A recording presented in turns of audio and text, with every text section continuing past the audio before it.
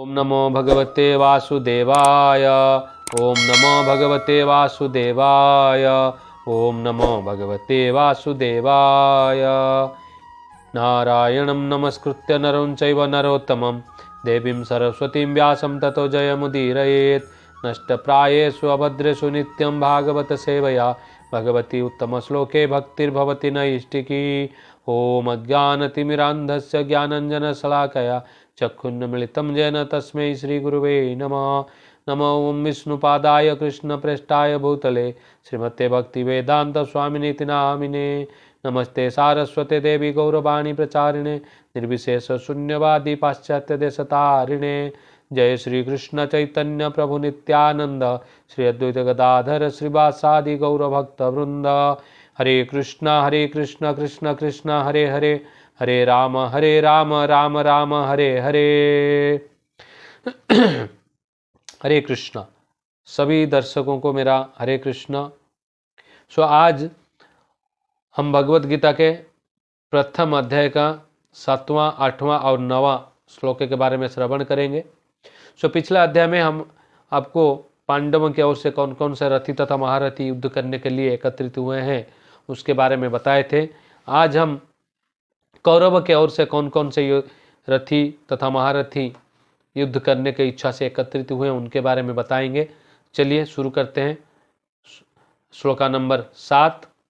अस्माकं तु विशिष्टाये तान्निबोध द्विजोत्तमा नायका मम सैन्यस्य संज्ञार्थं तान् बब्रीमिते। किंतु हे ब्राह्मण श्रेष्ठ, आपकी सूचना के लिए मैं अपनी सेना के उन नायकों के विषय में बताना चाहूँगा जो मेरी सेना को संचालित करने में विशेष रूप से निपुण है। श्लोका नंबर 8। भवान् भीष्मश्च कर्णश्च कृपश्च समितिञ्जय अश्वत्थामा विकर्णश्च सौमदीतिस्तथैव च।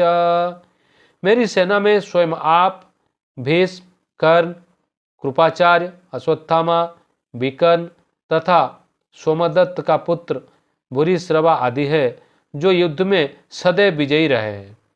श्लोका नंबर 9। अन्ये च बहवः सुरा मदर्थे त्यक्तजीविताः नानाशस्त्र प्रहरणा सर्वे युद्ध विशारदा। ऐसे अनेक अन्य वीर है जो मेरे लिए अपना जीवन त्याग करने के लिए उद्यत है। वे विभिन्न प्रकार के हथियारों से सुसज्जित है और युद्ध विद्या में निपुण है। यहाँ पे दुर्योधन अपने सेना के बारे में अपने गुरु को बताने का कोशिश कर रहे हैं।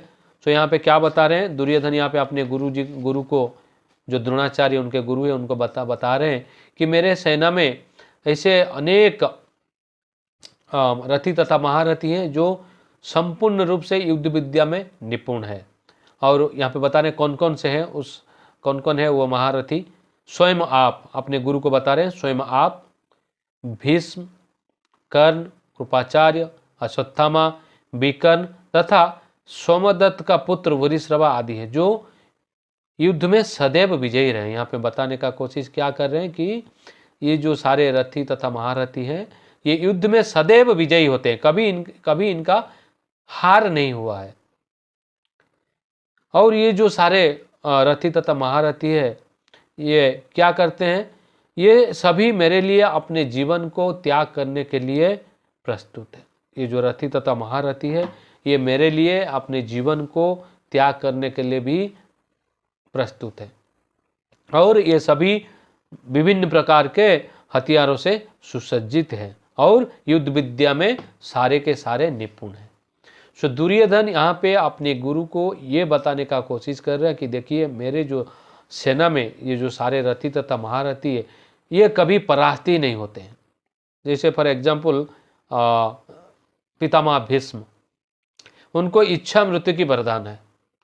जिनको इच्छा मृत्यु के वरदान है उनको कौन भला मार सकता है?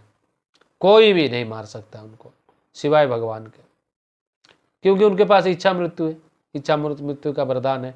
उनको अर्जुन या भीम या उनके जो पांचों भाई में से कोई भी हो, कोई उनको परास्त नहीं कर सकता है। और उनके ओर से जो भी युद्ध करने के लिए आए हैं उनमें से कोई भी पितामह भीष्म को परास्त नहीं कर सकते। सो ये दुर्योधन को अच्छे से पता था, इसीलिए वो अपने गुरु को ये बताने का प्रयास कर रहे कि ये जो सारे महारथी है ये सदैव विजयी हुए हैं, सदैव, इनका कभी हार हुआ ही नहीं। सो इसीलिए वो उत्सुकता के साथ बताने का प्रयास करें कि ये युद्ध जितना हमारे लिए कोई कठिन नहीं है, सो हम विजयी ही होंगे। और इसलिए भी क्योंकि ये सारे जो रथी महारथी हैं वो मेरे लिए अपने प्राण तक भी निछावर करने के लिए प्रस्तुत है। ये कभी युद्ध भूमि से पीछे नहीं हटेंगे मेरे लिए, चाहे वो अपना प्राण गंवा दे, लेकिन वो मुझे विजय के पथ पर आगे ले जाएंगे। ये जो अहंकार था दुर्योधन को, ये अपने गुरु को बताने का प्रयास कर रहा है। क्योंकि जो अहंकारी होते हैं ना, उनको अपने आगे कुछ नहीं दिखता है। एक तो वो अधर्मी है दुर्योधन, और दुर्योधन अधर्मी होने के साथ साथ अहंकारी भी था। अहंकार के बस अपने गुरु को ये सब बता, लेकिन उनके जो गुरु द्रोणाचार्य को, उनको अच्छे से पता था कि युद्ध में विजयी किसका है। क्योंकि जहां भगवान श्री कृष्ण खड़े हैं वहां किसी और का विजय होना ये तो असंभव ही है।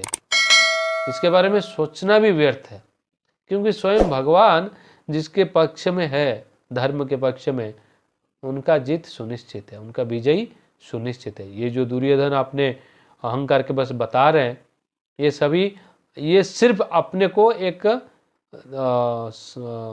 अपने आप को एक झूठा दिलासा दिला रहे हो कि हम इस युद्ध में विजयी होंगे।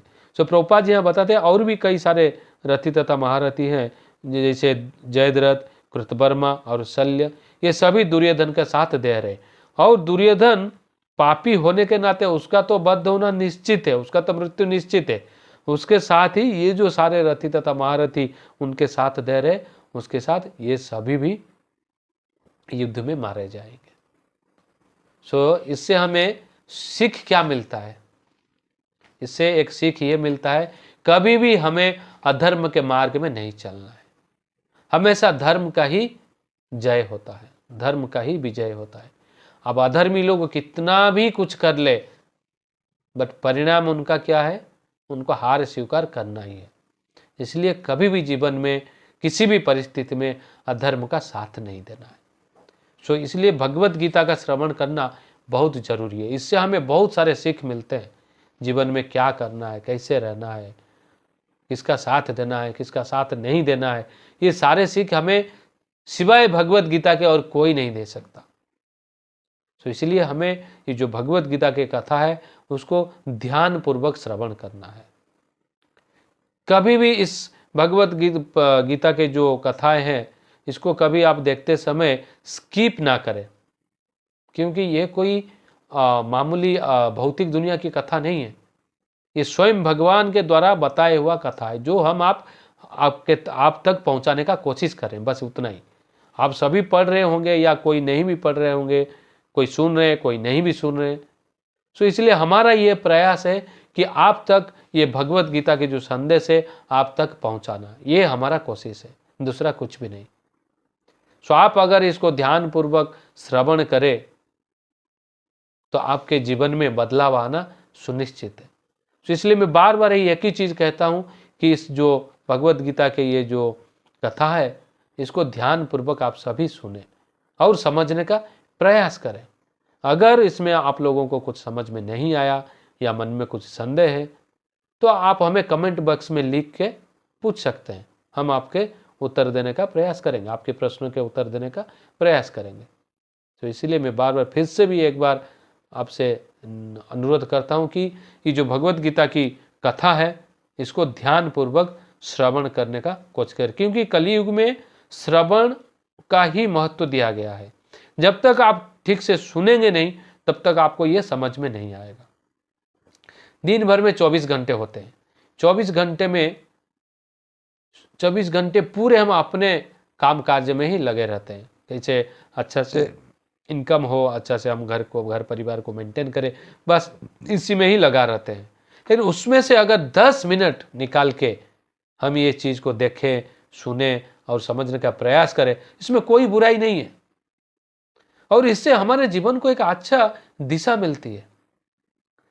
हमारे अंदर जो अभद्र है, नष्ट प्रायेषु अभद्रेषु नित्यम भागवत सेवा, अगर प्रतिदिन हम इसको सुनने का प्रयास करते हैं तो क्या होगा? नष्ट प्रायेषु अभद्रेषु नित्यम भागवत सेवया भगवती उत्तम श्लोके भक्तिर्भवति नैष्ठिका। अगर आप प्रतिदिन ये सुनेंगे तो आपके अंदर में जो भी सारे अभद्र अनर्थ है वो सारे दूर हो जाएंगे और आप भक्ति के मार्ग में आगे बढ़ने लगेंगे। तो इसीलिए आप सभी इसको सुनने का प्रयास करें और समझने का भी प्रयास करें।